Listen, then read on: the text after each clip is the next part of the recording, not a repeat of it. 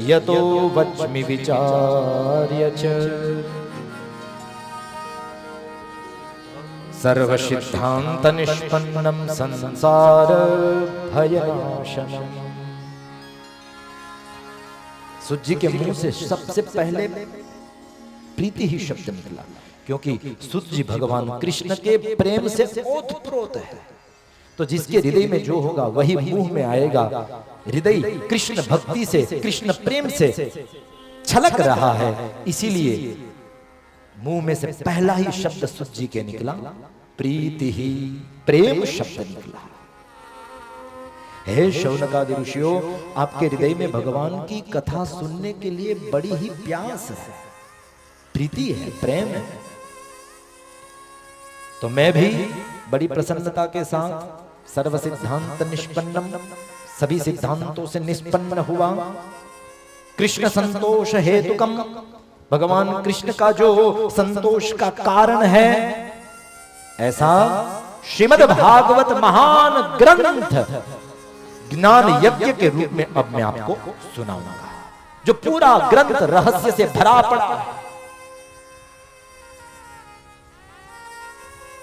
उसी वक्त शौनक जी ने सूत पुराणी के चरण में निवेदन करते हुए 4 प्रश्न पूछ दिए, क्योंकि हर एक कथा का प्रारंभ जो है प्रश्न से होता है। तो 4 प्रश्न पूछे। चारों प्रश्न जो है वो बहुत ही सुंदर है, बढ़िया है, सुनने योग्य है, थोड़ा ध्यान दे करके सुनिए। पहला प्रश्न क्या था? बोले, भक्ति ज्ञान विरागाप्तो विवेको वर्धते कथम,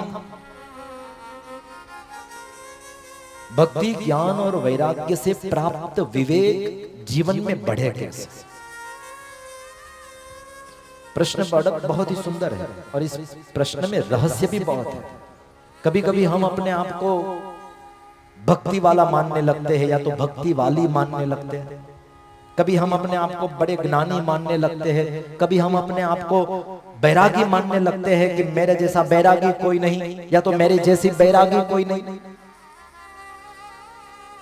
लेकिन यहां पर तो ऐसा कहा कि आपके पास ज्ञान हो, भक्ति हो, वैराग्य हो, लेकिन इन तीनों के साथ यदि विवेक ही नहीं होगा तो ज्ञान, वैराग्य और भक्ति तीनों बेकार, तीनों बेकार।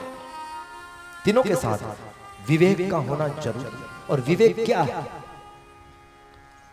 भगवान स्वामीनारायण वचनामृत में कहते हैं, विवेक की परिभाषा विविच्यते सदसति यत्र सह विवेक, सत्य और असत्य की जानकारी, सत्य और असत्य की जानकारी, ये ज्ञान है। हाँ साहब, इसको मैं विवेक नहीं कहूंगा। सत्य और असत्य की जानकारी केवल ज्ञान ही है, लेकिन सत्य और असत्य की जानकारी प्राप्त करने के बाद सत्य का स्वीकार और असत्य का त्याग, वही विवेक, वही विवेक। सत्य को स्वीकारो और असत्य का त्याग। याद रखना, आप चाहे कितनी भी भक्ति कर लो, लेकिन भक्ति के साथ यदि विवेक नहीं रहा तो आपकी भक्ति जड़ भक्ति कही जाएगी। ऐसी भक्ति जड़ बन जाती है जिसमें विवेक न हो। और बहुत सारे की भक्ति हमने ऐसी देखी है, वो जिद पर अड़ जाते हैं, नहीं हम तो करेंगे ही करेंगे। आप हमें मंदिर में नहीं जाने दोगे, ऐसा थोड़ी बनेगा। इतने हम पूजा पाठ करते, इतनी पवित्रता से रहते हैं, और आप हमें मना कर, हम तो भगवान की मूर्ति को छुएंगे ही छुएंगे। अपने आप को भक्ति करने वाले मानते हैं, लेकिन वो भक्ति की जड़ता कही जाएगी, क्योंकि उसमें विवेक नहीं है। विवेक बगैर भक्ति जड़ बन जाती है, और विवेक बगैर ज्ञान जो है वो हमारे अंदर अहंकार को प्रकट कर देता है। ज्ञान है लेकिन विवेक न रहा, याद रखना, उस ज्ञान का हमें अभिमान होगा। तो ज्ञान के साथ भी विवेक का होना जरूरी है। और तीसरी चीज वैराग्य तो है, लेकिन वैराग्य के साथ अगर विवेक नहीं है तो भी वो वैराग्य केवल आडंबर रहेगा, केवल दिखावे का रहेगा। और ऐसे बहुत सारे लोग बैरागी या तो बैरागन बन करके घूमते हैं, लेकिन वो केवल दिखावा ही होता है, आडंबर ही होता है, उसमें विवेक न हो। तो फिर वो आडंबर बन जाता है। तो वैराग्य के साथ भी विवेक का होना जरूरी है। वैराग्य और त्याग में भी फर्क है। किसी ने बहुत सुंदर कहा कि हाथ से छूट जाए तो वो त्याग है, हाथों से छूट जाए तो वो त्याग है, लेकिन दिल से हमेशा के लिए निकल जाए तो वो वैराग्य है। कभी कभी संसार का रंग दिल में चोट जाता है, चिपक जाता है, निकलने का नाम ही नहीं लेता।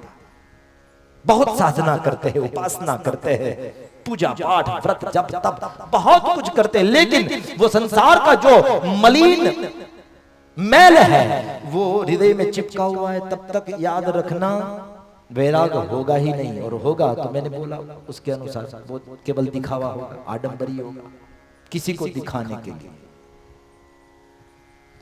तो वैराग्य के साथ का होना जरूरी है। पहला प्रश्न बहुत ही अद्भुत, भक्ति ज्ञान और वैराग्य से प्राप्त विवेक हमारे जीवन में बढ़े कैसे है सुत पुराणी, वो हमें बताइए। और फिर दूसरा प्रश्न पूछा है, वो भी श्रेष्ठ प्रश्न है। कहा माया मोह निराशश्च वैष्णवैहि क्रियते कथम। भगवान के जो भक्त है, हरि भक्त है, भगवान के जो वैष्णव है, वो अपने जीवन में से माया और मोह का त्याग कैसे करे। इसका मतलब ये तो पक्का भगवान के भक्त होने के बावजूद भी हमारे अंदर माया और मोह तो है ही। अगर भक्त बन जाने के बाद माया और मोह रहता नहीं तो ये प्रश्न भी यहां पर नहीं आता। लेकिन ये प्रश्न आया है कि वैष्णव भक्त जो है वो माया और मोह से कैसे छुटकारा पाए, कैसे बचे। इसलिए तो भगवा गाते समय श्री जी महाराज से उनके आश्रित भक्त जनों ने यही तो मांगा था, महाबड़वंत माया तमारी एने आवरिया नर नारी। माया किसी को छोड़ती नहीं है साहब, माया और मोह से तो पूरा संसार गिरा हुआ है, पूरा संसार उसमें। माया और मोह किसी को छोड़ते नहीं, लेकिन भक्त को चाहिए धीरे धीरे धीरे साधना करते करते, उपासना करते करते, धर्म के मार्ग पर चलते चलते उस माया और मोह को कम करते हुए भगवान की ओर ज्यादा से ज्यादा अपनी यात्रा आगे बढ़ाए। वो सच्चा भक्त है। तो माया और मोह से छुटकारा वैष्णव भक्त कैसे पाए वो हमें सुनाइए। अब तीसरा प्रश्न पूछा, यह घोरे कलौ प्राय जीवश्चा सुरतं गतः क्लेशाक्रांतस्य तस्यैव शोधने किं परायणम्।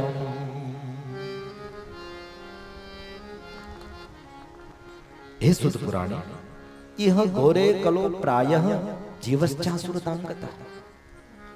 ये कलिकाल के दौरान जितने भी जीव है वो सब असुर जैसे बन गए हैं। मतलब आज का मानव जो है वो दानव बन गया। तो क्लेशाक्रांतस्य तस्यैव शोधने किं परायण। तो ऐसे दानव बने हुए मानव का कल्याण कैसे हो, वो उपाय बताइए, वो रास्ता बताइए। और बात भी सही है, कलिकाल में आज का मानव सही अर्थ में मानव नहीं रहा है, आज का मानव दानव ही बन गया है। बात बात पे आपको नहीं लगता है कि हम दानव जैसे ही चेष्टा करते हैं? थोड़ी सी बात पे हम लोग गुस्सा करते हैं, क्रोध कर बैठते हैं, छोटी छोटी बातों पर हम लोग लड़ते हैं। नहीं लगता है कि धीरे धीरे मानवता कम होती जा रही है और दानवता बढ़ती जा रही है? मैंने अभी न्यूज़पेपर में बहुत दिनों पहले सुना था, पढ़ा था, एक आदमी ने अपनी औरत को हाथ में वो जो पानी का लोटा होता है ना, पानी का लोटा मार करके मार डाला। बात कितनी थी पता है? लिखा था बात इतनी ही थी, आई थिंक राजकोट का प्रसंग था, बात इतनी ही थी कि पत्नी ने थाली परोसी, थाली में दाल परोसी गई। अब जब पतिदेव ने दाल चखी, नमक नहीं था। बेचारी भूल गई होगी काम की व्यस्तता के कारण। इतने में पतिदेव को इतना गुस्सा आ गया, इतना गुस्सा आ गया, तो लड़ने लगा। तू ऐसी है, तू वैसी है, तू कुछ काम की नहीं है, तू ध्यान नहीं देती है। तो थोड़ा बहुत पत्नी ने भी कुछ बोल दिया होगा। इतने में इसका गुस्सा और भड़क गया, तो हाथ में लोटा था पानी का, जोर से माथे पे दे मारा। उधर के उधर अच्युतम केशवम हो गया। लो बोल, अब इसको मानव बोले कि दानव बोले? हम लोग छोटी छोटी बातों पर लड़ते हैं, झगड़ते हैं। और कोई कोई लोग तो ऐसे स्वाभाविक ही क्रोधी और गुस्से वाले और लड़ने झगड़ने वाले होते हैं, स्वाभाविक। उसको जब तक सुबह से शाम तक 2-3 फाइटिंग ना हो, लड़ाई ना हो, तब तक चैन नहीं पड़ता। और वो कभी कभी तो लड़ाई के बहाने खोजता है। एक बार एक आदमी एकदम जल्दबाजी में जूस की दुकान पर गया और जूस वाले से बोला, चल ला फटाफट मुझे नींबू का जूस पिला दे। तो दुकानदार ने पूछा कि इतनी जल्दी है, क्या कुछ काम है महत्व का? बोले आज मुझे लड़ने के लिए जाना है, मुझे जल्दी नींबू का पानी पिला। तो उसने एक गिलास भर के शरबत बनाया और नींबू का शरबत पिला दिया। उसने पी लिया, फिर कहा चल दूसरा बना, फटाफट बना, मुझे लड़ने के लिए जाना, मेरे पास समय नहीं। तो उसने कहा अरे इतनी जल्दबाजी और लड़ने के लिए जा रहे हो तो कहां, मतलब कहां जा रहे हो लड़ने के लिए? वो सब बाद में, तू मुझे पिला ना पहले। फिर से दूसरा नींबू का शरबत का गिलास बनाया, फिर वो पी गया और फिर तीसरा गिलास मांगा, चल तीसरा बना। अब वो दुकानदार से रहा नहीं गया, तो दुकानदार ने पूछा अरे भाई ये तो बता, कब का बोल रहा है मुझे लड़ने जाना है, मुझे लड़ने जाना, लेकिन तू किसके साथ लड़ने के लिए जा रहा है ये तो बता। बोले किसी के साथ नहीं, तेरे साथ ही अभी लड़ाई होगी। क्यों? बोले तू अभी ये गिलास के पैसे मांगेगा और मैं तुझे दूंगा नहीं, तो तेरे साथ ही मेरी लड़ाई होगी। अब वो लड़ाई का ही बहाना खोज रहा था। तो ऐसे लोग आजकल है जो स्वाभाविक ही लड़ना चाहते हैं, क्रोध करना, गुस्सा करना, उनके अंदर से मानवता खत्म हो चुकी होती है। और इसीलिए किसी ने बहुत सुंदर कहा कि आदमी को देखकर डर रहा है आदमी, आदमी को लूट कर घर भर रहा है आदमी। पता नहीं आदमी के जीवन से आदमियत कहां चली गई, क्योंकि यहां पर मारता है आदमी और मर रहा है आदमी, आदमी को लूट कर घर भर रहा है आदमी। तो ऐसे क्लेशाक्रांतस्य तस्यैव शोधने किम परायण, ऐसे जो मानव जो दानव बन चुके हैं उनका कल्याण कैसे हो, ये तीसरा प्रश्न। और अब चौथा प्रश्न है, बहुत सुंदर प्रश्न है ये प्रश्न, बहुत समझने जैसा प्रश्न है। चौथा प्रश्न है कृष्ण प्राप्ति करम शश्वत साधनम तद्वदाधुना। महाराज ये 3 प्रश्न तो हमने भक्त संबंधी पूछ लिए कि भक्त को क्या क्या करना चाहिए। पहला प्रश्न था कि भक्ति ज्ञान वैराग्य से प्राप्त विवेक जीवन में बढ़े कैसे। दूसरा प्रश्न था वैष्णव जो है, हरिभक्त जो है, वो माया और मोह का त्याग कैसे करे। तीसरा प्रश्न है आज कलिकाल में मानव जो है वो दानव बन चुका है, तो उसका कल्याण कैसे हो। और चौथा प्रश्न जो है वो ये है कि भगवान कृष्ण की प्राप्ति कराने वाला साधन कौन सा है, भगवान हमें कैसे मिले। और स्पष्ट भी किया शश्वत, कृष्ण प्राप्ति करम शश्वत, मतलब हमेशा के लिए हमें भगवान कृष्ण की प्राप्ति हो जाए ऐसा साधन बता। ऐसा नहीं कि थोड़ी देर के लिए मिल जाए फिर भगवान अपने काम में, हम अपने काम में। आजकल लोगों की भक्ति ऐसी फ्लेक्सिबल हो गई है, काम के समय भगवान को पास में रख लेते हैं, फिर भगवान को टाटा बाय बाय और फिर अपने काम में लग जाते हैं। अपने मन से अपने मन को दिलासा दे देते मैंने कर लिया, मैंने पूजा कर ली, मैंने पाठ कर लिया, मैंने जप कर लिया, मैंने तप कर लिया, व्रत कर लिया, मेरा हो गया। श्रावण मास आता है तो शिव जी की पूजा लोग ऐसे करते जैसे लगता है कि अब तो ये पूरे साल शिव जी को छोड़ेगा नहीं। रोज जाएगा मंदिर में, रोज चढ़ाएगा पंचामृत, रोज चढ़ाएगा दूध, रोज करेगा अभिषेक, शिव जी को एक क्षण के लिए छोड़ेगा नहीं। लेकिन जैसे ही श्रावण मास पूरा होता है, महादेव का द्वार बंद हो जाता है, फिर दूसरे श्रावण महीने में खुलता है, तब तक भक्त भी नहीं जाता है। तो हमारी भक्ति ऐसी सीमित नहीं होनी चाहिए। अगर भगवान को प्राप्त करना है, थोड़ी क्षणों के लिए नहीं, शाश्वत हमेशा के लिए हमें भगवान की प्राप्ति कैसे हो जाए। क्योंकि याद रखना, भगवान को अपने जीवन में शाश्वत नहीं रखोगे, हमेशा के लिए नहीं रखोगे, और एक क्षण के लिए भी चूक गए तो याद रखना योग भ्रष्ट हो जाओगे। योग भ्रष्ट हो जाए। बड़े बड़े महापुरुष, बड़े बड़े योगी, वो भी योग भ्रष्ट हुए हैं। सौबरी ऋषि का प्रसंग भी आता है भागवत में। इतने बड़े ज्ञानी थे, परम संत थे, लेकिन बस मछली का मैथुन देख लिया और कल्याण हो गया। क्या हुआ? मति भ्रष्ट हो गई। साधना के मार्ग में से योग भ्रष्ट हो गए। कहां पर थे और कहां आ गए। तो अगर भगवान को शाश्वत नहीं रखोगे, हमेशा के लिए अपने तन में उसको नहीं रमाओगे, हमेशा के लिए अपने मन में उस भगवान को नहीं रमाओगे, तो याद रखना योग भ्रष्ट हो जाओगे। दो पात्र है, एक पांडव और दूसरा कौरव। कौरव के पास भगवान कृष्ण हमेशा रहे, शाश्वत रहे, क्योंकि पांडवों ने कभी भी भगवान कृष्ण को छोड़ा ही नहीं। तो पांडवों के पास भगवान कृष्ण हमेशा के लिए रहे, लेकिन कौरव के पास भगवान रहे नहीं, क्योंकि कौरवों ने भगवान कृष्ण को केवल अपने दिमाग में रखा, जबकि पांडवों ने भगवान कृष्ण को अपने हृदय में रखा, अपने दिल में स्थान दिया। एक क्षण के लिए भी पांडवों ने भगवान को नहीं छोड़ा। तो नतीजा क्या हुआ? भगवान ने भी उस पांडवों को कभी नहीं छोड़ा। पल पल पर, हर पल भगवान कृष्ण ने पांडवों की रक्षा की, हर जगह रक्षा की, बाल बाका नहीं होने दिया। कौरव 100 थे, पांडव 5 ही थे, लेकिन विजय किसका हुआ? पांडवों का। क्यों? क्योंकि भगवान कृष्ण उनके साथ थे।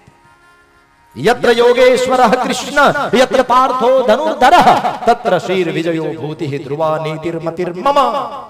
जहां पर पार्थ है, पार्थ मतलब पुरुषार्थ, यहां पर नाम है अर्जुन का।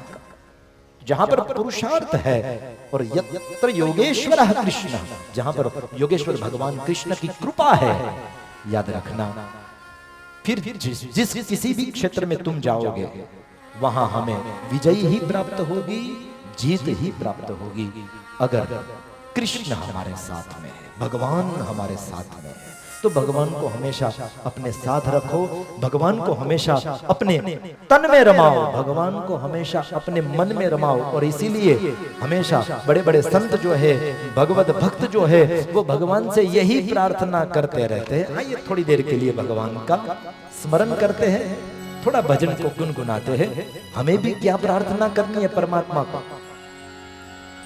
मेरे मन में बसे हो, बसे रहना, प्रभु तन में बसे हो, बसे रहना, बसे रहना, बसे रहना,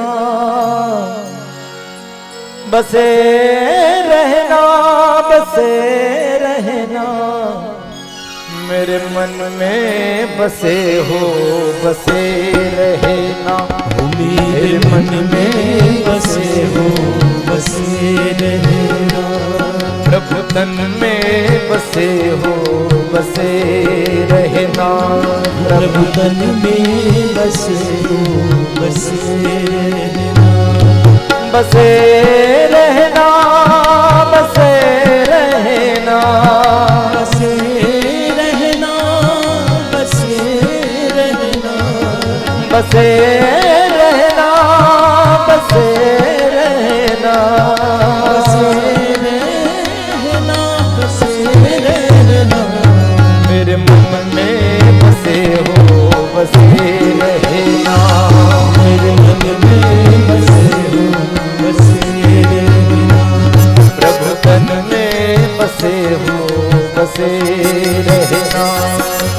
बदन में बसे हो बसे। हरि बोल।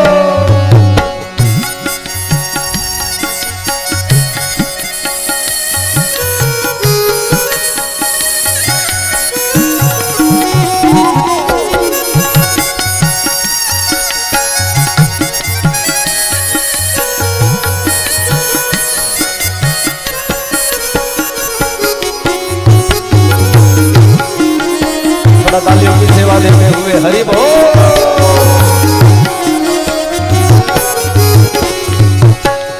हाड मास का ये मंदिर, हाड मास का ये मंदिर, हाड मास का है ये मंदिर, हाड मास का ये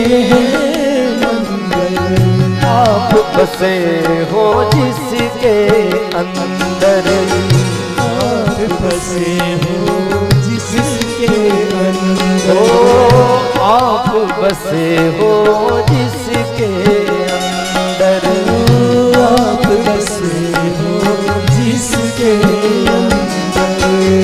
कविराज बहुत ही सुंदर वर्णन करते हुए कहते हैं, प्रभु हाड मांस का है ये मंदिर, ये शरीर जो है वैसे तो है नाशवंत, क्योंकि ये एक न एक दिन खत्म हो जाएगा, नाश हो जाएगा, धूल के साथ धूल मिल जाएगा। तो शरीर नाशवंत है, लेकिन फिर भी यहां पर कविराज कहते हैं भले ही नाशवंत हो, लेकिन जब तक जिंदा हो तब तक ये मेरा शरीर नाशवंत नहीं है, तब तक ये मेरा शरीर मंदिर है।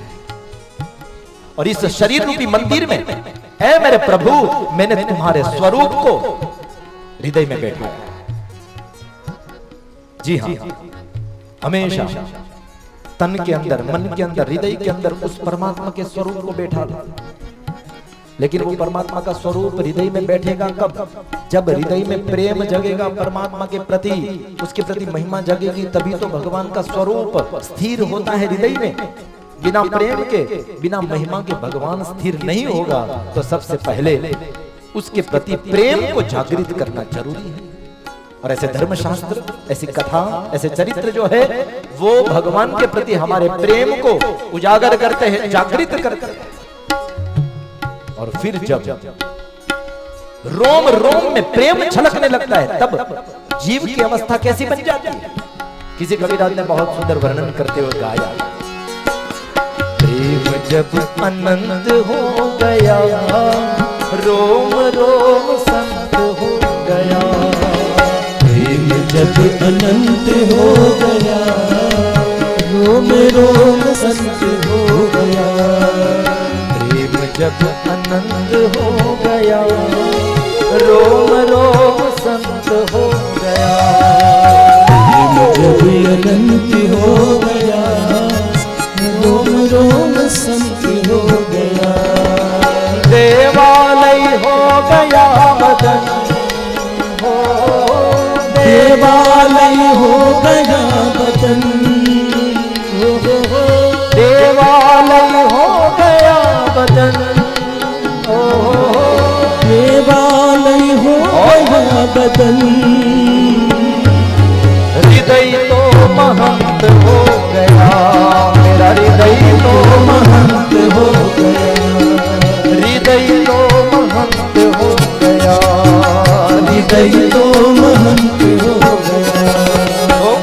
हाड मास का है ये मंदिर, हाड मास का है ये मंदिर। आप बसे हो जिसके अंदर, आप बसे हो जिसके अंदर, आप बसे हो जिसके अंदर, आप बसे हो जिसके अंदर। जिसमें बोल प्यारी मैना, जिसमें बोल प्यारी मैना, मेरे मन में बसे हो, बसे रहना, मेरे मन में बसे हो, बसे रहना, प्रभु तन में बसे हो बसे रहना, प्रभु तन में बसे हो बसे रहना, बसे रहना बसे रहना, बसे रहना बसे रहना, बसे रहना बसे रहना, बसे रहना बसे रहना, मेरे मन में बसे हो बसे रहना, मेरे मन में बसे हो बसे रहना, ओ प्रभु तन में बसे हो बसे रहना, प्रभु तन में बसे हो बसे जय हो।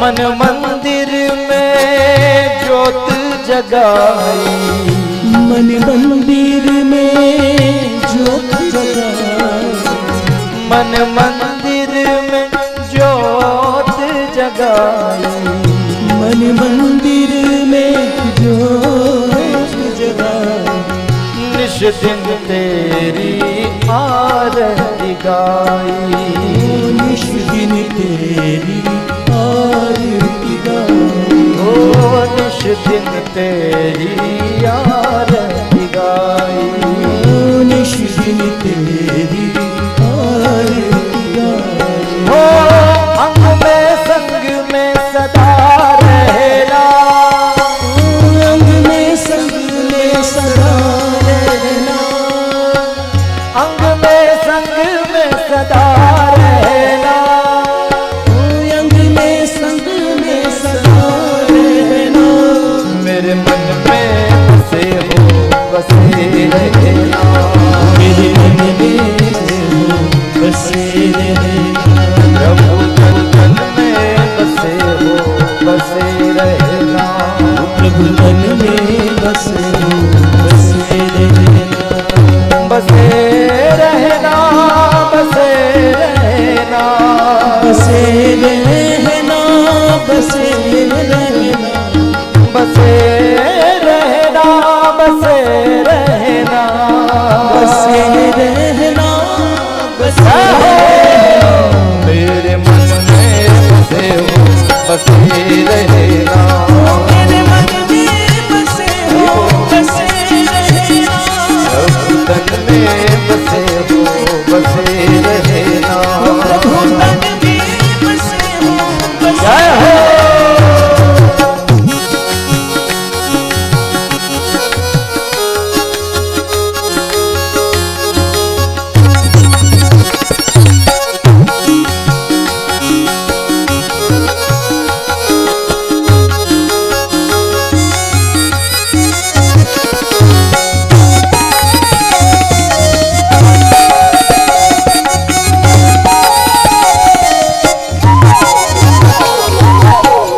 दास तुम्हारे तुम्हें पुकारे, दास तुम्हारे तुम्हें पुकारे, दास तुम्हारे तुम्हें पुकारे, दास तुम्हारे तुम्हें पुकारे, होने नानिश दिन बाट निहारे, बोले नानिश दिन बात निहारे, होने नानिश दिन बाट निहारे, बोले नानिश दिन बात निहारे, हो दुख में सुख में सदा रहना, ओ दुख में सुख में सदा रहना, हो दुख में सुख में सदा रहना, ओ दुख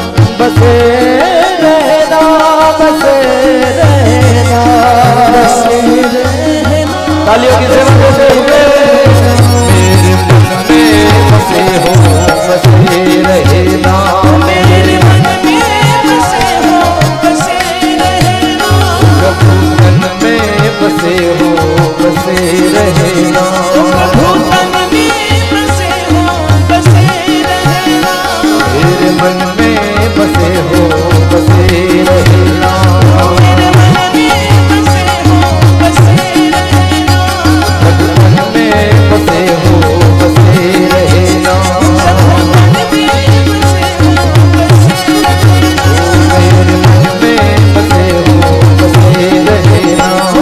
तन में बसे हो बसे रहना, मेरे मन में बसे हो बसे रहना, मेरे मन में बसे हो बसे रहना, प्रभु तन में बसे हो बसे रहना, तन में बसे हो बसे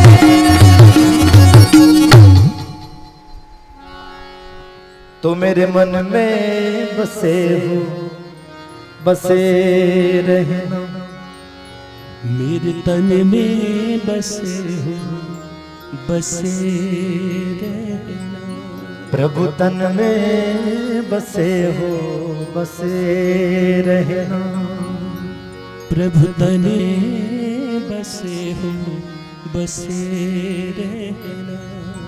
सच्चा भक्त हमेशा भगवान के पास से यही मांगता है, प्रभु हमेशा आप मेरे तन में रमे रहे, आप हमारे मन में रमे रहे। तो कृष्ण प्राप्ति कर्म शश्वत साधनम तद्वदाधुना, हमेशा के लिए हमें भगवान कृष्ण की प्राप्ति हो जाए, ऐसा कोई साधन बताइए। तो ये सब प्रश्न 4 पूछे गए, उसके बदले में सुत जी ने बहुत सुंदर जवाब दिया। हे शौनकादि ऋषियों, बहुत ही श्रेष्ठ आपने 4 प्रश्न पूछे। आपने पहला प्रश्न किया भक्ति ज्ञान वैराग्य से प्राप्त विवेक बढ़े कैसे, दूसरा प्रश्न माया और मोह से भक्त जन जो है वो छुटकारा कैसे पावे, तीसरा प्रश्न था कलिकाल में मानव दानव बन चुका है तो ऐसे दानव का कल्याण कैसे हो, और चौथा प्रश्न है भगवान कृष्ण की शाश्वत प्राप्ति कैसे हो। चारों प्रश्नों का एक ही उपाय है, कौन सा? सुत जी कहते हैं, सूत उवाच काल व्याल मुखग्रास त्रास निर्णास है तवे, श्रीमद्भागवतं शास्त्रम कलोकीरेण भाषितम्। देखिए शौनकादि ऋषियों, एक सनातन ध्रुव सत्य को प्राणी मात्र को स्वीकार करना पड़ेगा, और वो सनातन सत्य है काल व्याल मुखग्रास।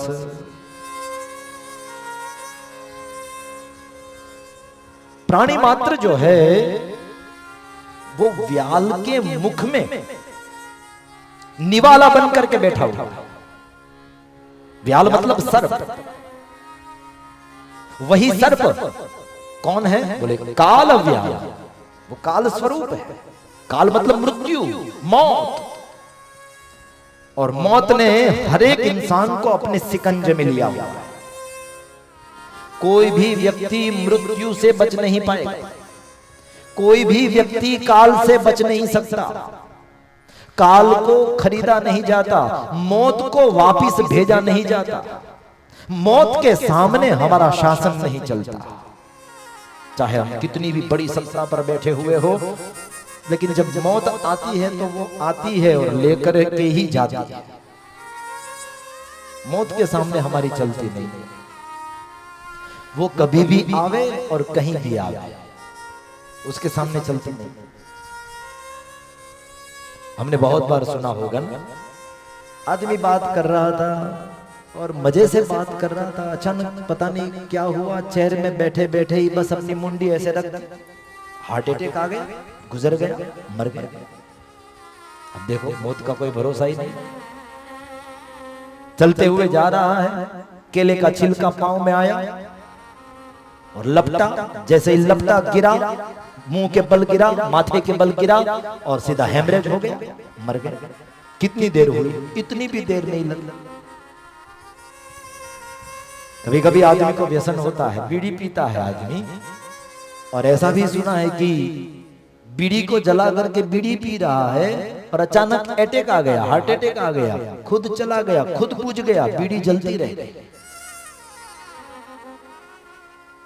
मौत कहीं भी आवे, कभी भी आवे, उसके सामने हमारी चलती नहीं।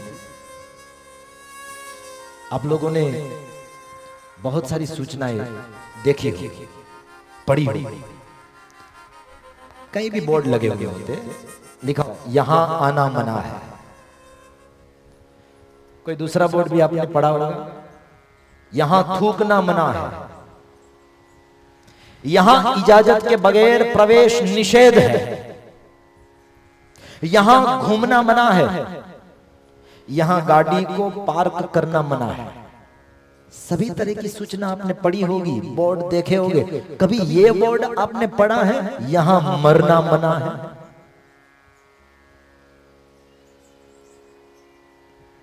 ऐसा बोर्ड तो कभी देखने को, पढ़ने को नहीं मिलेगा। क्यों? क्योंकि उसका कोई भरोसा ही नहीं। क्या भरोसा है इस जिंदगी का जो साथ देती नहीं है किसी का? क्या भरोसा है इस जिंदगी का? मौत कहीं भी आती है, कभी भी आती है, किसी को भी आती है। वो ये नहीं देखती है कि ये तो बहुत बड़ा अधिकारी है तो मैं उसके पास ना जाऊं। अरे साहेब, मैं आपको बताऊं, मौत जो है वो तो भगवान के संबंधी को भी मिली है। मौत खुद भगवान ने भी स्वीकार की है। जो खुद काल है, जो खुद काल है, उसने भी काल का आश्रय किया, काल को स्वीकार किया। वरना महाभारत का एक जबरदस्त पात्र अभिमन्यु किसका बेटा था? धनुर्धर ऐसे अर्जुन का बेटा था। उसका पिता कोई सामान्य नहीं है साहब, इतना बड़ा धनुर्धर है, दुनिया का कोई भी धनुर्धर उस अर्जुन के सामने टिक नहीं पाता था। वो एक बाण छोड़े और एक बाण में से अनेक बाण होते हुए शत्रु को पराजित करे, शत्रु की छाती को बींध डाले, ऐसे पराक्रमी अर्जुन का वो बेटा है। फिर भी अकाल उनकी मृत्यु हुई। उस मौत को धनुर्धारी अर्जुन भी रोक नहीं पाया। अच्छा, उसकी मां कौन है? उस अभिमन्यु की मां का नाम है सुभद्रा। कौन है सुभद्रा? भगवान कृष्ण की बहन, भगवान की बहन। मतलब यह हुआ कि अभिमन्यु के मामा कौन? भगवान कृष्ण खुद। तो खुद मामा होते हुए भी कृष्ण अपने भांजे को बचा नहीं पाए। इसका मतलब साफ है, मौत हरेक को आती है और मौत से कभी हम बच नहीं सकते हैं, चाहे भगवान का संबंधी ही क्यों ना हो, लेकिन उसको भी मौत का स्वीकार तो करना ही पड़ता है। ये ध्रुव सत्य है, जातस्य ही ध्रुवोर मृत्यु ध्रुवम जन्म मृतस्य। ये ध्रुव सत्य है। अभिमन्यु जब मौत की शरण में हुआ, उस वक्त अर्जुन रो रहे हैं। रोते हुए अर्जुन ने उस वक्त भगवान कृष्ण की शरण में जाकर के उनके चरण को पकड़ करके इतना विलाप किया, इतने रोए महाराज, इतने रोए। तो कृष्ण ने कहा कि अर्जुन क्या हुआ? बोले आप तो जैसे कुछ जानते ही नहीं। कौरवों ने अत्याचार करते हुए मेरे बच्चे को मौत के घाट उतार दिया। मेरा अभिमन्यु वो मर चुका। लेकिन हे कृष्ण, मैं ये जानता हूं कि आप मेरे सखा हो, लेकिन मैं ये भी जानता हूं कि आप भगवान। आप सखा तो हो लेकिन आप भगवान हो, ये भी मैं जानता हूं। तो मुझे तो ये पता है कि भगवान में ऐसी शक्ति होती है कि मरे हुए को वो जीवित कर सकता है। हे प्रभु, हे सखा, मेरे बेटे को आप जीवित कर दो। फिर आप तो उनके मामा, वो आपका भांजा है, क्या भांजे के प्रति इतना भी प्रेम भाव दया भाव आपको नहीं है? आप उसको जीवित नहीं करो। और ऐसे ही प्राकृतिक उनकी मौत हुई होती तब तो समझ में बात आती, लेकिन प्राकृतिक मौत नहीं हुई है, छल कपट से उसको मारा गया। इसलिए कहता हूं उसको जिंदा कर। कृष्ण मौन बन गए। कृष्ण ने कुछ जवाब नहीं दिया। अर्जुन रो रहे हैं, गिड़गिड़ा रहे हैं। फिर भगवान को लगा कि अब मुझे कुछ करना पड़ेगा। तो भगवान कृष्ण ने अर्जुन से कहा, ठीक है अर्जुन, एक काम करो, ये बाजू में यमुना बह रही है, तो जाओ, जा करके एक पात्र में यमुना का जल जो है वो भर करके ले आओ। अर्जुन खुश हो गए। अर्जुन को लगा जैसे अब भगवान कृष्ण मेरे सखा, मेरे बच्चे को ये यमुना का जल जो है उसके मुंह में रखेंगे और मुंह में वो यमुना का जल पिला करके मेरे बच्चे को जीवित कर करके। तो खुश हो गए अर्जुन, दौड़ करके गए, पात्र में यमुना का जल भरा और फिर दौड़ करके आए भगवान कृष्ण के पास। लीजिए प्रभु, अब मेरे बच्चे को ये जल का आप मंत्र बोल करके पान करा दीजिए और मेरे बच्चे को जिंदा कर दीजिए। भगवान कृष्ण ने कहा, रुको, ऐसे नहीं, तो अब क्या करना है प्रभु? बोले, ये जो पानी तुम भर के आए हो ना, उसको वापिस यमुना जी में डाल के आओ। अर्जुन के कुछ समझ में नहीं आया, लेकिन कुछ पूछा भी नहीं। ठीक है, कृष्ण ने कहा तो वैसा ही सही, चलो जाता, वापिस यमुना का जल डाल करके आता। गए, वापिस यमुना का जल यमुना में बहा दिया। यमुना तो एकदम प्रवाहित धारा से बह रही है, तो जल डाल दिया। वापिस आए अर्जुन और फिर कहा, प्रभु मैंने जल डाल दिया वापिस, अब मेरे बच्चे को तो जिंदा कीजिए, वो आपका भांजा है, कुछ कीजिए। कृष्ण ने कहा, एक लास्ट काम कर दे, एक अंतिम काम कर दे। बोले, वो क्या? अभी अभी तूने जो जल बहा दिया यमुना में, उसी जल को तू वापिस ले आ। बोले, वो तो मैंने बहा दिया। बोले, वही जल जो तूने बहा दिया, वही जल वापिस लेकर के आ। बोले, वो जो बहा दिया उसको तो मैं वापिस नहीं ला सकता हूं, क्योंकि यमुना का प्रवाह जो है वो तीव्र है, और वो तो मैंने जो जल डाला है वो बहते बहते बहते बहते बहुत दूर निकल गया। अब वो मेरे हाथ में थोड़ी आएगा, तो वो तो बह गया, अब वो मेरे हाथ से चला गया। लेकिन आप अगर बोलो तो दूसरा जल भर करके मैं ले आऊं। भगवान कृष्ण ने यहां पर अर्जुन को रोका और फिर टोका और फिर कहा, अर्जुन मैं यही तुझे समझाना चाहता हूं कि जैसे जो जल तूने यमुना में बहा दिया, वो बहा हुआ जल अब तू वापिस ला नहीं सकता है, वैसे ही एक बार इंसान मर जाता है तो मरने के बाद इंसान वापिस नहीं आता है, वापिस नहीं आता है। गुजर गए वो कभी वापिस नहीं आते, आते हैं नए, लेकिन पुराने वापिस नहीं आते। नए वापिस जरूर आते हैं, लेकिन पुराने वापिस नहीं आते। तो इस प्रकार थोड़ा प्रैक्टिकल करके भगवान कृष्ण ने अर्जुन को ज्ञान दिया, तब जाके भेजे में बात बैठी कि जातस्य ही ध्रुवोर मृत्यु ध्रुवम जन्ममृतस्य च। सुद पुराणी कहते हैं, काल व्याल मुखग्रास। हे शौनकादि ऋषि, ये जो मौत है, ये जो काल है, वो ऐसा सर्प है, और उसी सर्प के मुंह के हम सब लोग निवाले बन करके बैठे हैं। पता नहीं वो सर्प जो है वो कब हमें ग्रस ले, कब हमें खा जाए, उसका कोई भरोसा नहीं। लेकिन उस काल रूप सर्प से बचने का एक उपाय, एक बहुत बड़ा उपाय है। और आपके जो 4 प्रश्न हैं, वो 4 प्रश्न का भी यही उपाय है। बोले, महाराज वो कौन सा? तब जाके सुद पुराणी ने कहा, श्रीमद् भागवतम शास्त्रम कलोकीरेण भाषितम। एकमात्र काल रूपी सर्प के मुंह से हमें बचाने का कोई साधन हो, तो एक ही वो साधन है, वो है श्रीमद् भागवत। श्रीमद् भागवत ही हमें काल के मुख से बचा सकता है। अब महाराज आप लोग ये समझोगे कि मतलब भागवत का आश्रय कर लिया तो मरना नहीं पड़ेगा, ऐसा ना, ऐसा नहीं। भागवत अगर आप लोग सुन लोगे फिर भी मरना तो पड़ेगा, क्योंकि वो ध्रुव सत्य है। ब्रह्मा की भी मौत होती है, मरना सबको पड़ता है।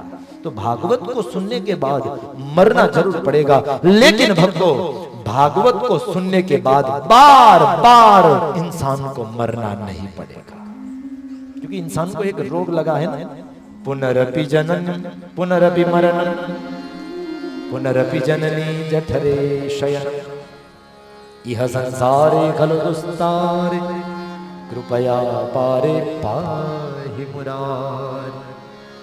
बार बार इंसान जन्म लेता है, बार बार मृत्यु की शरण में जाता है, माँ के गर्भ में अनेक यातनाओं को वो भुगतता है, और मरने के समय भी उन्हें अनेक यातना होती है, अनेक पीड़ा होती है।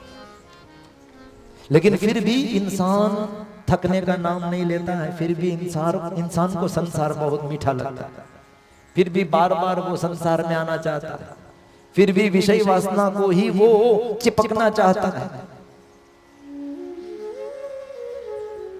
तो अगर बार बार जन्म नहीं लेना है, बार बार मरना नहीं है, तो क्या करना चाहिए? शंकराचार्य महाराज कहते हैं, भज गोविंदम भज गोविंदम भज गोविंदम भज गोविंदम गोविंदम भज मूढ़ मते गोविंदम भज मूढ़ मते प्राप्ते सन्निहिते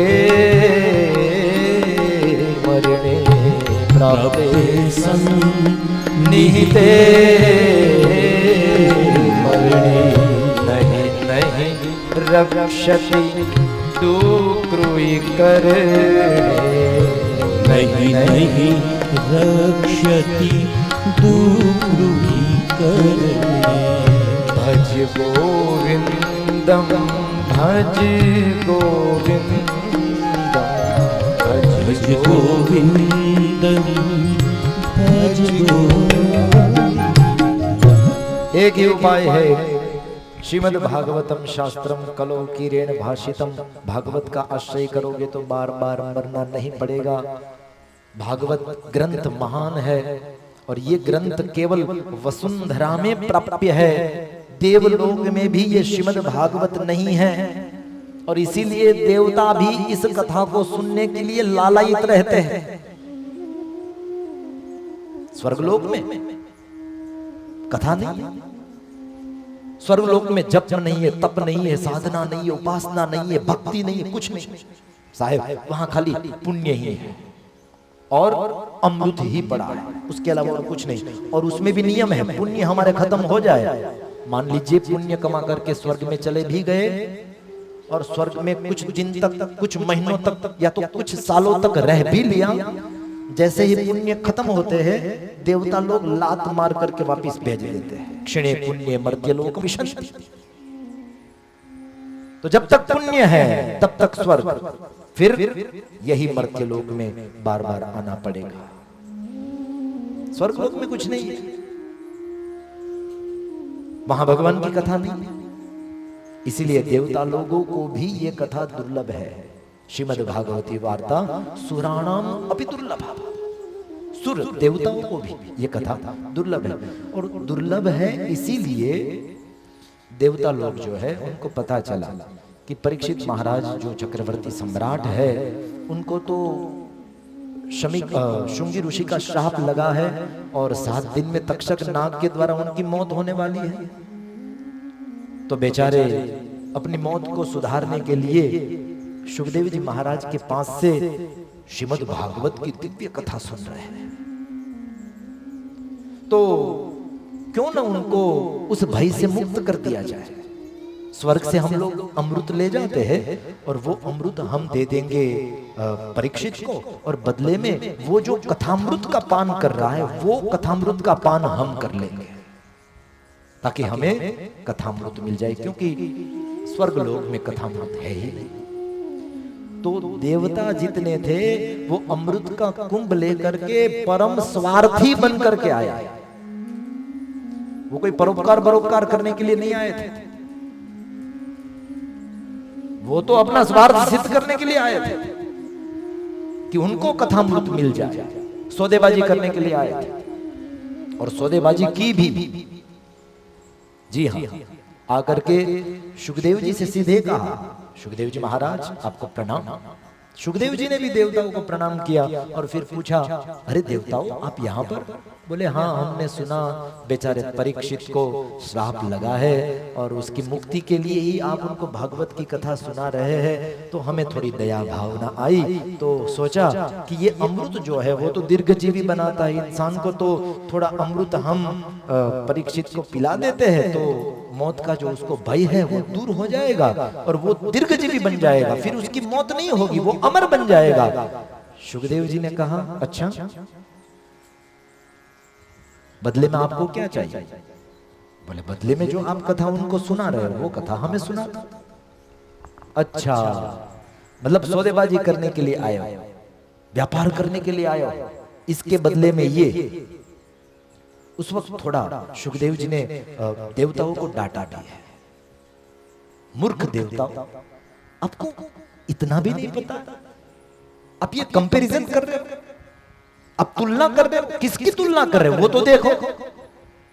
कहां पर ये तुम्हारा स्वर्ग का अमृत और कहां पर ये वसुधा में स्थित ऐसा कथामृत, उसकी तुलना कर रहे हो। अरे तो महाराज ये जो स्वर्ग का अमृत है वो तो कांच का टुकड़ा है, और ये जो कथामृत है वो कथामृत वो तो मणि समान है। क्वसुधा क्व कथालोके क्व काच क्व मणिर्महान ब्रह्मरातो विचार्ये तदा देवं जहासः। कभी कांच के टुकड़े की और मणि की समानता नहीं करनी चाहिए, उसकी तुलना कभी होती ही नहीं। व्यापार करने के लिए आया, चले जाओ यहां से। तो देवताओं को भी वापस जाना पड़ा। अभक्तांश्च विघ्नाय न ददौ स कथामृतम्। अभक्त जान करके देवताओं को ये कथामृत का पान करने को नहीं मिला है। इसलिए स्वर्ग के अमृत की अपेक्षा कभी मत कर। देखो मैं कुछ आपको बात बताऊं, स्वर्ग का अमृत और ये कथामृत, उसमें श्रेष्ठ कथामृत इसलिए है क्योंकि ये कथामृत जो है वो अनंत है, जबकि स्वर्ग का जो अमृत है वो अनंत नहीं, वो अल्प है, थोड़ा सा ही। क्योंकि जब समुद्र मंथन हुआ था उस वक्त धन्वंतरी भगवान अमृत कुंभ को लेकर के प्रकट हुए और फिर दानवों ने वो अमृत कुंभ जो था वो छीन लिया और आपस में लड़ते हुए भिड़ते हुए वो लोग भागे जा रहे थे उस अमृत कुंभ को लेकर के। तो उसमें से अमृत बहुत सारा गिर गया, और जो गिरा, जहां जहां गिरा, 4 जगह पर गिरा, वहां पर अमृत कुंभ का मेला होता है, नासिक उज्जैन इत्यादि स्थानों पर। तो कुछ तो गिर गया, अब थोड़ा सा ही बचा था। उसमें से भी भगवान ने मोहिनी रूप धारण करके कपटता से, छलता से दानवों को ठग लिया और देवताओं को वो जो अमृत था वो पिला दिया। अब उस कुंभ में कितना बचा होगा अमृत, आप ही सोचो। आधा गिर गया, आधे से आधा जो था वो पिला दिया। अब तो महाराज इतना ही बचा होगा वो अमृत, इतना ही। देवता लोग भी संभाल करके ही रखते उस अमृत को, वो भी अब उनको पीते नहीं है, क्योंकि पीने जैसा है ही नहीं, पीने जितना है ही नहीं। थोड़ा सा खाली सूंघ लेते हैं, खाली सूंघ ही लेते हैं, पीने को अब देवताओं को भी नहीं मिलता, क्योंकि थोड़ा सा। 3 कंजूस इकट्ठा हो गए, 3 कंजूस इकट्ठा हो गए और आपस में मिलकर के तय किया कि गांव के सारे लोग जो है वो हमें कंजूस कहते हैं, ये बड़े लोभी है, बड़े कंजूस है, तो आज तो हम गांव वालों को हमारी उदारता दिखाएंगे। बोले क्या करेंगे? बोले आज तो कीमती से कीमती चीज खरीदेंगे और पूरे गांव वालों को बताएंगे कि देखो हम भी कंजूस नहीं है। क्या करें, क्या खरीदेंगे? चलो 200-200 ग्राम घी खरीदते हैं, सच्चा घी खरीदते हैं। तो एकदम प्योर घी 200-200 ग्राम खरीद लिया। खरीद करके गए तीनों अपने अपने घर, सभी लोगों को दिखाते गए, देखो 200 ग्राम घी खरीदा है। आप लोग हमें कंजूस कहते हो, कंजूस नहीं है हम लोग। 200 ग्राम खरीदा है, देखो। तीनों अपने घर गए। महाराज 2 महीने के बाद तीनों मिले, तो तीनों ने आपस में पूछा एक दूसरे से कि घी का क्या हुआ, चल रहा है कि खाली हो गया? तो पहले ने जवाब दिया कि मेरा तो बस अभी 15 दिन चले उतना ही घी बचा है। अच्छा, तू तो बहुत उदार है, बहुत घी का खर्च करता है, बहुत उपयोग करता है। क्या करता क्या? बोले जैसे ही रोटी के फुलके उतरे तो वो जो घी है उसमें से उंगली डुबा करके रोटी के ऊपर घी लगा देता हूं। तो जितने फुलके होते उनके ऊपर घी की उंगली जो है घुमा देता हूं। तो ऐसे करते करते महाराज अभी तो थोड़ा सा बचा है, ज्यादा नहीं बचा। दूसरे से पूछा गया तेरा क्या हुआ? बोले मेरा तो आधे से ज्यादा घी बचा है और अभी 1 महीना चलेगा। अच्छा, तब तो तूने बहुत संभाला। हाँ, कैसे कैसे तू ये उपयोग करता है? बोले और कुछ नहीं, जैसे ही घर वाली फुलके उतार ले और रोटी का पूरा थप्पा लग जाए तो बड़ी सी किल ला करके घी में डुबा देता हूँ, फिर वो किल जो है वो उसको चुभा देता हूँ पूरी रोटी के थप्पे के अंदर। तो महाराज सब में थोड़ा थोड़ा घी जो है। अच्छा, अब तीसरे को पूछा गया तेरे घी का क्या हुआ? बोले मेरा घी तो अभी ऐसे कैसा है। बोले क्यों? कंजूसाई कर रहा है तू, उपयोग नहीं करता घी का? अरे गांव वालों को दिखाने के लिए तो हमने ये घी खरीदा था कि देखो हम भी घी खाते हैं, हम कोई कंजूस नहीं है, उदार है। तो तूने कंजूसाई की? बोले ना ना, मैं उपयोग रोज करता हूँ। तो उपयोग रोज करता है फिर भी तेरा घी पूरे का पूरा ऐसे ही बचा है, क्या किया क्या तूने? बोले उसमें ऐसा है कि जैसे ही फुलके उतर जाते हैं और रोटी का थप्पा है तो मैंने वो घी जो है उसको कांच की जो शीशी होती है उसमें डाल दिया है।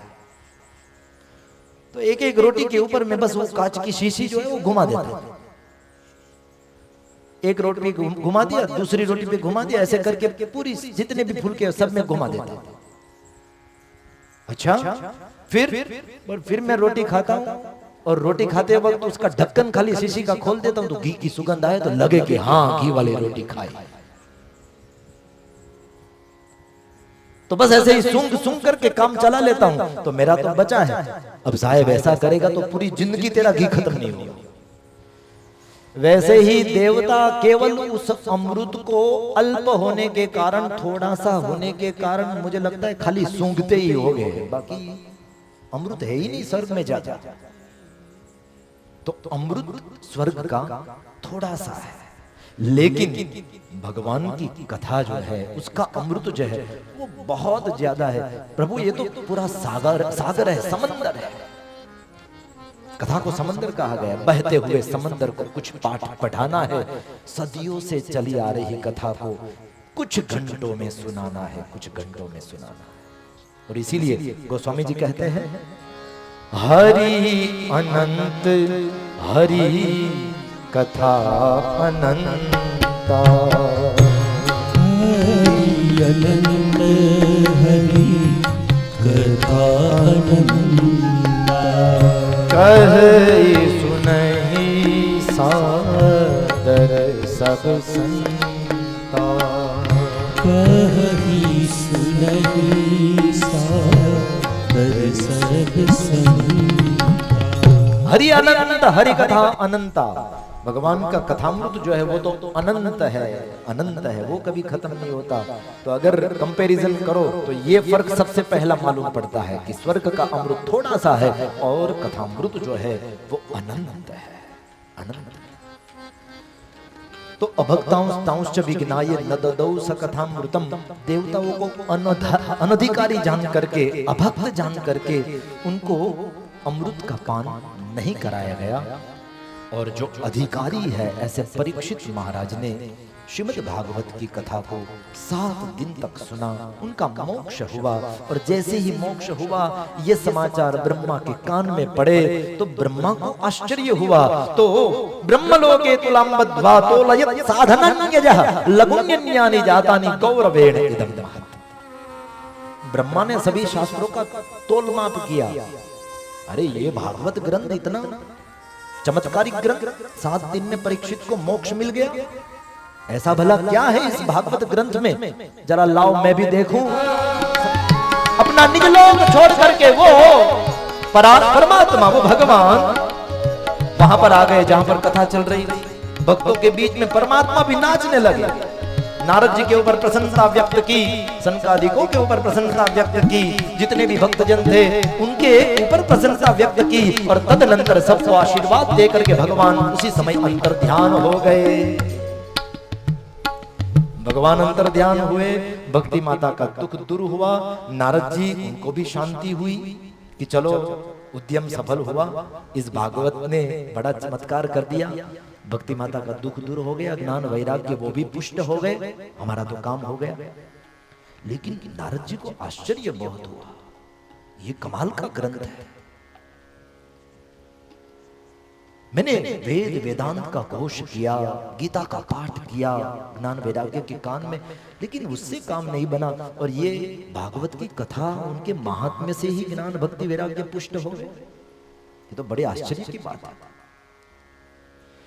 तो महाराज आप कृपा करके ये भी बताओ कि इस कथा को सुनने का अधिकारी कौन है? कौन कौन व्यक्ति इस कथा को सुन सकता है? तो यहां पर आत्मदेव का चरित्र बताया है, लेकिन समय ज्यादा हो गया है, तो आत्मदेव का चरित्र कल सुबह लेंगे। और प्रथम स्कंद की भी शुरुआत कल से हो जाएगी। आज जैसे सभी भक्तों के हृदय में भक्ति विराजमान हो गई, वैसे ही हमारे भी हृदय में आज से वो भक्ति विराजमान हो गई। और मैं यही आशा करता हूं कि अब हृदय में से जो भागवत के माध्यम से भक्ति प्रस्थापित हुई है वो कभी निकले ना, और सदा सर्वदा वो भक्ति हमारे हृदय में यूं ही बरकरार रहे। यही भागवत के चरणों में, भगवान के चरणों में मैं आप सब लोगों के लिए भी प्रार्थना करता हूं। और नारद जी ने ये कहा कि अधिकारी कौन है, तो सनकादिकों ने कहा कि कितना भी बड़ा पापी हो, कितना भी बड़ा दुराचारी, अपने जीवन के बुरे से बुरे कर्म जिसने किए, वो भी अगर इस भागवत की कथा को सुने, सप्ताह यज्ञेन कलौ पुनन्ति थे, 7 दिन के यज्ञ से वो पुनीत हो जाता है, वो पावन हो जाता है। नारद जी को आश्चर्य हुआ, सनकादि को आप ये क्या बात कर रहे हो, चाहे कितना भी बड़ा पापी हो। बोले हाँ, कितना भी बड़ा पापी क्यों? बोले आपके ध्यान में कोई ऐसा पापी है जिसका उद्धार भागवत ने किया हो? बोले है ना। कौन? धुंधुकारी। अच्छा महाराज, तो फिर वो कथा मुझे सुना। लेकिन उस वक्त सनकादिक ने कहा कि वो कथा जो है वो अभी तो 7 बज गए, तो कल सुनाएंगे। तो आत्मदेव चरित्र जो है वो थोड़ा आराम से कर लेंगे, और प्रथम स्कंद द्वितीय स्कंद की भी बड़ी बड़ी श्रेष्ठ कथाएं कल सुनेंगे। प्रथम स्कंद भगवान की अधिकार लीला है, द्वितीय स्कंद भगवान की ज्ञान लीला है। तो बहुत आनंद आने वाला है। और क्योंकि मुझे भी लगता है कि सालों के बाद अच्छा श्रोता वर्ग मिला है। देखो, यहाँ पर पब्लिक की जरूरत नहीं है, यहाँ श्रोता की जरूरत है। श्रोता में और पब्लिक में फर्क है। पब्लिक वो है जो आए, बैठे, मनोरंजन करे, खाए पिए, चले जाए। लेकिन श्रोता वो है जिसको खाना पीना न मिले तो भी चलेगा, लेकिन भगवान की कथा के बगैर उसको चलता नहीं है, वो श्रोता है। और यहाँ पर सबके सब ऐसे ही श्रोता बैठे हुए हैं। तो हृदय में बहुत प्रसन्नता हो रही है कि सालों बाद ऐसा वृंद जो है वो प्राप्त हुआ है। भगवान के श्री चरणों में आप सभी लोगों के लिए प्रार्थना करते हुए अभी इस सत्र को यहीं पर हम विराम देते हैं। विराम तो उससे पूर्व केवल 2 के लिए हरिनाम संकीर्तन का आश्रय करेंगे, और जब तक यहाँ पर नाम संकीर्तन हो रहा है तब तक मैं द्विवेदी परिवार से निवेदन कर दूं, आरती के लिए भी द्विवेदी परिवार जो है वो यहाँ पर आ जाए। रोज का हमारा क्रम रहेगा, सुबह सत्र के प्रारंभ में एक आरती होगी और फिर उस दिन के जो सत्र के विराम में हम लोग फिर से आरती करेंगे, यही क्रम होता है।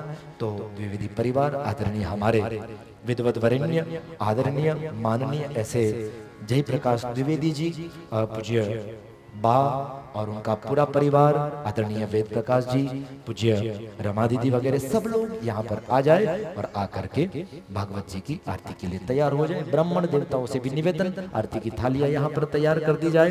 भक्तों, भगवान की जो आरती होती है उस आरती का दर्शन करना वो भी पुण्य की बात होती है। तो आप लोग भी बैठे बैठे भगवान की आरती का दर्शन करो, तदनंतर प्रसाद थोड़ा थोड़ा लेकर के फिर यहाँ से आपको विदा होना है। इन्हीं शब्दों के साथ आइए 2 मिनट के लिए हरिनाम संकीर्तन का आश्रय।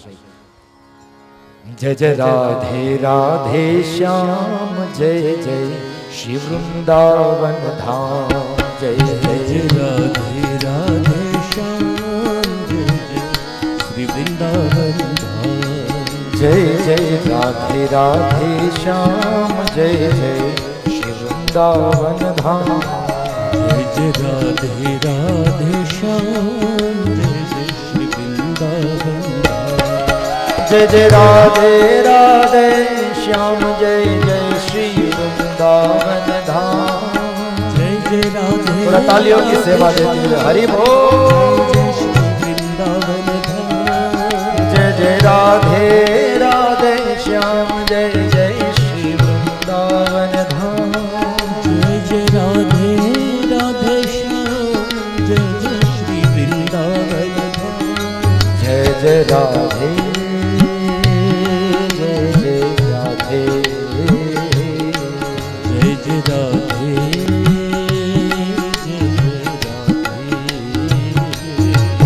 जय जय राधे, जय जय राधे, जय जय राधे,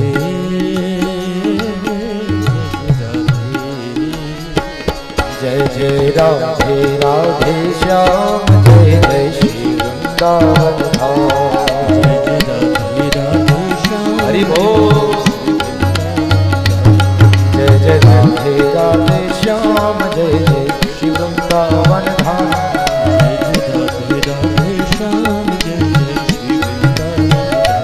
जय जय राधे राधे श्याम, जय जय श्री वृंदावन धाम। जय जय राधे राधे श्याम, जय जय श्री वृंदावन धाम। जय जय राधे राधे श्याम, जय जय श्री वृंदावन धाम। जय जय राधे राधे श्याम, जय जय श्री वृंदावन धाम। जय जय राधे राधे श्याम, जय जय श्री वृंदावन धाम। जय जय राधे, जय जय राधे, जय जय राधे, जय जय राधे, जय जय राधे, जय जय राधे, जय जय राधे,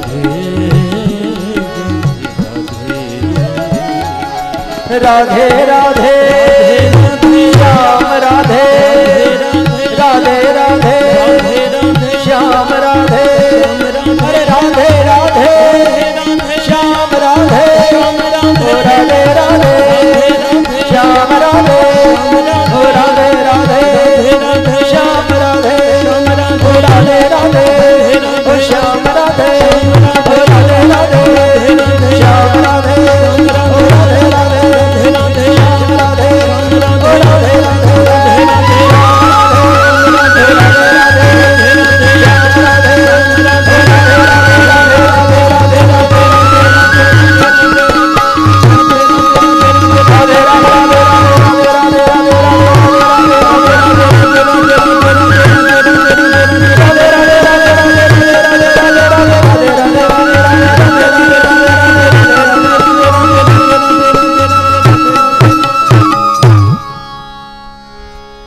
जय जय राधे राधे श्याम, जय जय श्री वृंदावन धाम। जय जय राधे राधे श्याम जय जय श्री वृंदावन श्री वृंदावन विहारी लाल की जय। बोलिए भागवत भगवान भगवान की जय। बोलिए स्वामी नारायण भगवान की जय। श्री लक्ष्मी नारायण देव की जय। श्री द्वारिकाधीश की जय। सद्गुरु देव की जय। अपने अपने मात पिता की जय। नमः पार्वती पतये हर हर महादेव हर। भक्तों ज्ञान और वैराग्य की मुद्रा को धारण करते हुए चलते हैं भगवान वृंदावन विहारी की शरण में। प्रेम और भाव से कहेंगे हरे कृष्ण कृष्ण कृष्ण हरे हरे। पुकारिए प्रेम और भाव से हरे कृष्ण कृष्ण कृष्ण हरे हरे। हरे राम राम राम हरे हरे। हरे राम राम राम हरे हरे। कृष्ण कृष्ण हरे हरे। कृष्ण कृष्ण हरे हरे। राम राम हरे हरे। राम राम हरे। बोलो स्वामी नारायण